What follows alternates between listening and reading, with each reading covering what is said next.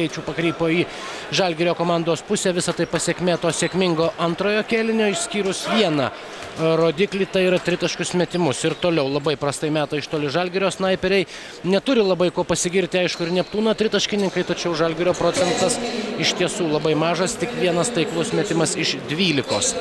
Ir 8% pataikymas. Neptūnas taip pat įmetė tik vieną tritaškį, tačiau atakavo krepšį 5 kartus. Visose kitose kategorijose didesnė ar mažesnė, tačiau Žalgirio persvara. Na, žinios iš Šiaulių, kur vyksta kitos pusfinalio poros mačas, ten taip pat dar niekas neaišku, sužaidus 22 minutės 6 taškais priekyje pirmavo svečiai, taigi beveik tokia pat persvara, kokia buvo čia po 2 kėlinių. Ten Vilniaus Lietuvos Rytas taip pat su Šiauliais kovoja dėl antrosios pergalės ir dėl kelialapio į finalą. Čia šioje serijoje Žalgiris turi vienos pergalės persvarą, 1-0 ir savo pusfinalio seriją taip pat gali užbaigti jau šiandien. Tačiau tam reikia palaužti kol kas labai kovingai nusiteikusius aikštės šeimininkus, Klaipėdos Neptūno krepšininkus, kurių kapitonas Martynas Mažeika dabar pelno pirmąjį savo tašką šios dienos rungtynėse. Antrasis baudos metimas skrieja pro šalį, 39-32, Žalgiris turi 7 taškų persvarą. Po to, kai antrąjį tritaškį pataikė Mantas Kalnietis, kiek pagerindamas savo komandos snaiperių rodiklius. Dainius Šalenga, jo metimas netaiklus. Deividas Gailius.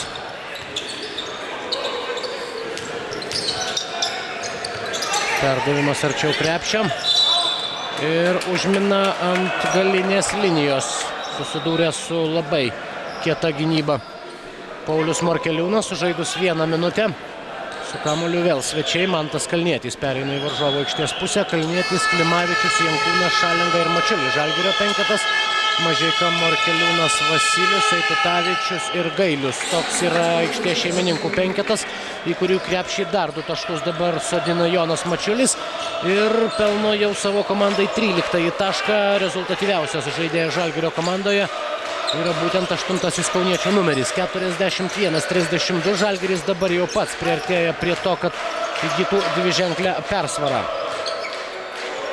Martynas Mažeika iš 3 taškų zonos pataiko Neptūno komandos snaiperis. Pirmasis jo taiklus metimas žaidžiant. Prieš tai 3 dvitaškai buvo nesėkmingi, netaiklus. Jau kiek aptirpęs Žalgirio pranašumas, Dainius Šalenga. Ir gražus tikslus Tado Klimavičiaus metimas. 6 jo taškas šiandien. Na, antrasis kėlinys parodė, jog Žalgiris suprato, kuo gresia jam, jeigu jie žais taip, kaip žaidė per pirmąjį kėlinį. Dabar skausmingas susidūrimas su priešininku Jonui Mačiuliui, krenta ant grindų žalgirietis.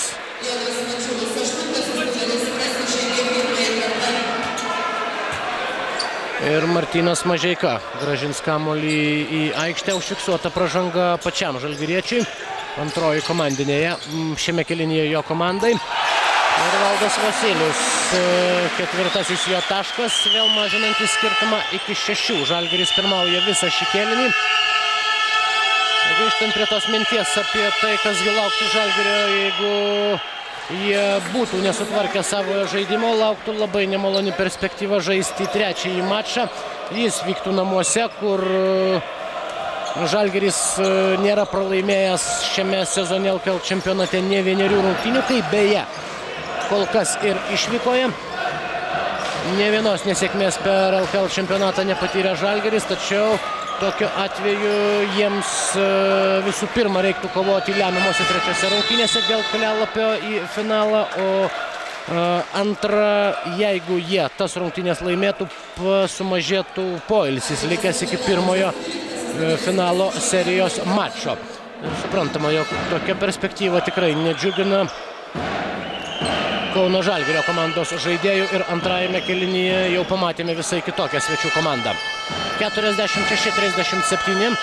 Neptūno komanda atsilieka dabar 9 taškais. Tačiau nepanašu, kad trečiajame kėlinyje, tai yra antroje rungtynių pusėje, jie būtų nusiteikę jau